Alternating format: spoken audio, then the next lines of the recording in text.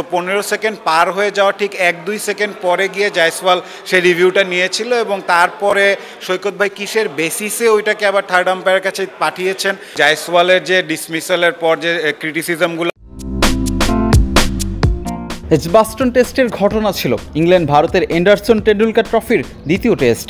আইসিসির এলিট প্যানেলের আম্পায়ার শরফুদ্দুল্লাহ ইবনে শহীদ সৈকতের উপর ক্ষেপে গিয়েছিলেন ইংল্যান্ড অধিনায়ক বেন স্টোকস। ভারতীয় ওপেনার ইয়াসবি জয়সওয়ালকে আউট দেওয়ার পরও নিজের ক্ষোভ ঝাড়তে দেখা যায় ইংলিশ দলপতিকে। সৈকতের দিকে অনেকটা তেরে এসে কি বোঝাতে চেয়েছিলেন স্টোকস? এজবাস্টন টেস্টের সেই ঘটনা নিয়ে মুখ খুললেন সৈকত। লেগ বিফোরের আবেদনে অনফিল্ড আম্পায়ার সৈকত আউট দিয়েছিলেন, রিভিউ নেন জয়সওয়াল, আর তাতেই বাধে বিপত্তি। স্টোকসের দাবি ছিল নির্ধারিত 15 সেকেন্ড সময় পার করেই রিভিউর আবেদন করেন অতিথি ওপেনার। উত্তপ্ত বাক্য বিনিময় করতে দেখা যায় সময়ের অন্যতম সেরাই অলরাউন্ডারকে। শেষ পর্যন্ত রিভিউতে সফল হতে পারেননি জয়সওয়াল। সৈকতের সিদ্ধান্তই সঠিক ছিল। এজবাস্টনের পর লর্ডসেও আম্পায়ারিং করেছেন সৈকত। বিসিবির আম্পায়ার্স কমিটির উদ্যোগে ম্যাচ রেফারি ট্রেনিং সেশনে নিজের সেই সকল অভিজ্ঞতাই শেয়ার করেছেন।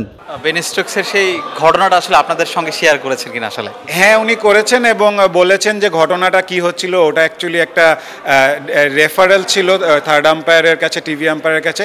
সো 15 সেকেন্ড পার হয়ে যাওয়া ঠিক 1-2 সেকেন্ড পরে গিয়ে জয়সওয়াল সেই রিভিউটা নিয়েছিল এবং তারপরে সৈকত ভাই কিসের বেসিসে ওইটাকে আবার থার্ড আম্পায়ারের কাছে পাঠিয়েছেন, কি ভুল ছিল কি ভুল ছিল না সবই আমাদেরকে ডেসক্রাইব করেছেন এবং বলেছেন যে মানে আমরা বাইরে থেকে যেভাবে আম্পায়ারদের ডিসিশনকে রং বলি, তাদের ভাষায় এটাকে রং বলেন, এটাকে ইনকারেক্ট বলে, রাদার দেন কীভাবে আলটিমেটলি রাইট ডিসিশনটা আসলো এই জিনিসটাই তাদেরকে মেন ফোকাস করে যে ভালো করেছে না খারাপ করেছে। তাই তিনি দেখিয়েছে যে ইংল্যান্ড টেস্টের পরে তার 4টা ডিসিশন রং হয়েছে, বাট স্টিল ম্যাচ রেফারি তার সবগুলোতে রাইট দিয়েছে, মানে গ্রিন দিয়েছে।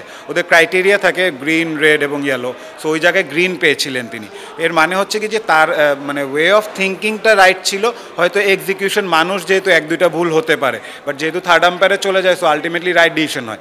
এই জিনিসগুলো আমাদেরকে শিখিয়েছে যে পার্সোনালিটিটা, ক্যারেক্টার গ্রো করা, কালচার কিভাবে জানা, এবং আপনি জ্ঞান যদি থাকে, নলেজ যদি থাকে, তাহলে ওইটা নিয়ে আপনি আরও সামনে আগাতে পারবেন। আপনি না জানলে তো আর ওটা নিয়ে কোয়েশ্চেনই করবেন না। আমাদেরকে অনেক কোয়েশ্চেন করতে বলছে, খুবই লার্নিং একটা এক্সপিরিয়েন্স ছিল। তিনি যে এক্সপিরিয়েন্সগুলো শেয়ার করেছেন আমাদেরকে, তার জয়সওয়ালের যে ডিসমিসালের পর যে ক্রিটিসিজমগুলো হয়েছে, তিনি কিসের ভিত্তিতে ওটা জাজ করেছিলেন, কিসের ভিত্তিতে উইকেটটা দিয়েছিলেন, আউট দিয়েছিলেন, তারপরে ওখানে গিয়ে কীরকম প্রেশার অনুভব করা হয়, ওখানকার কালচার কি, আমাদের বাংলাদেশের ডোমেস্টিকের সাথে যদি কম্পেয়ার করি, উনি ডিফারেন্সটা আমাদেরকে দেখিয়েছেন যে ইংল্যান্ড ইন্ডিয়া যখন খেলে একটা বড় ম্যাচের হাইপটা কি থাকে, এবং ওইখানে একজন মানে সামওয়ান ফ্রম বাংলাদেশ গিয়ে এত বড় ম্যাচ পরিচালনা করা নট ইজি, আর খুব একটা ওয়েলকামিংও না ইনিশিয়ালি, বাট পরে গিয়ে তিনি তার রেসপেক্টটা গেইন করেছেন তার পারফরমেন্স দিয়ে।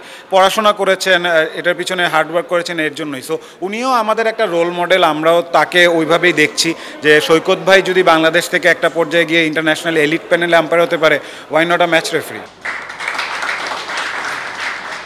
বিলাল হোসেন শিমুল, ক্রিকেট 97।